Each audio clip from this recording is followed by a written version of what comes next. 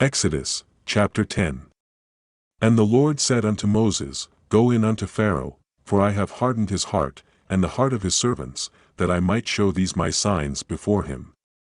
And that thou mayest tell in the ears of thy son, and of thy son's son, what things I have wrought in Egypt, and my signs which I have done among them, that ye may know how that I am the Lord.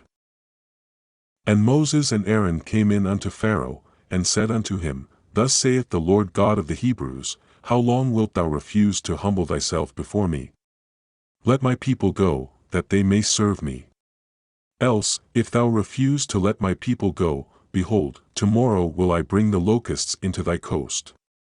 And they shall cover the face of the earth, that one cannot be able to see the earth, and they shall eat the residue of that which is escaped, which remaineth unto you from the hail, and shall eat every tree which groweth for you out of the field.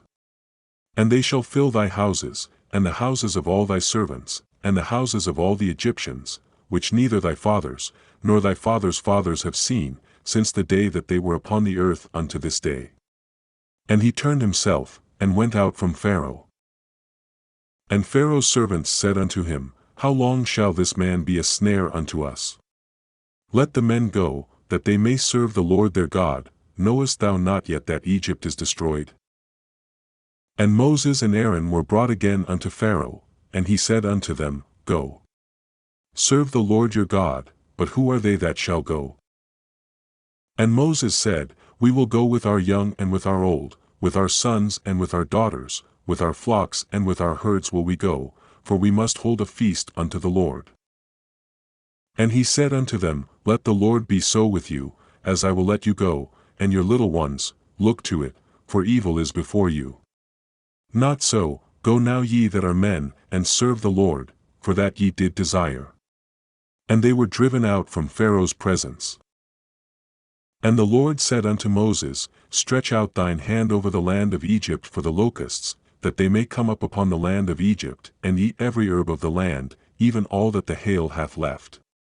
And Moses stretched forth his rod over the land of Egypt, and the Lord brought an east wind upon the land all that day, and all that night, and when it was morning, the east wind brought the locusts. And the locust went up over all the land of Egypt, and rested in all the coasts of Egypt. Very grievous were they, before them there were no such locusts as they, neither after them shall be such. For they covered the face of the whole earth, so that the land was darkened, and they did eat every herb of the land, and all the fruit of the trees which the hail had left, and there remained not any green thing in the trees, or in the herbs of the field, through all the land of Egypt. Then Pharaoh called for Moses and Aaron in haste, and he said, I have sinned against the Lord your God, and against you. Now therefore forgive I pray thee, my sin only this once, and entreat the Lord your God, that he may take away from me this death only. And he went out from Pharaoh, and entreated the Lord. And the Lord turned a mighty strong west wind, which took away the locusts, and cast them into the Red Sea. There remained not one locust in all the coasts of Egypt. But the Lord hardened Pharaoh's heart, so that he would not let the children of Israel go. And the Lord said unto Moses, Stretch out thine hand toward heaven, that there may be darkness over the land of Egypt, even darkness which may be felt. And Moses stretched forth his hand toward heaven, and there was a thick darkness in all the land of Egypt 3 days. They saw not one another, neither rose any from his place for 3 days, but all the children of Israel had light in their dwellings. And Pharaoh called unto Moses, and said, Go ye, serve the Lord, only let your flocks and your herds be stayed, let your little ones also go with you.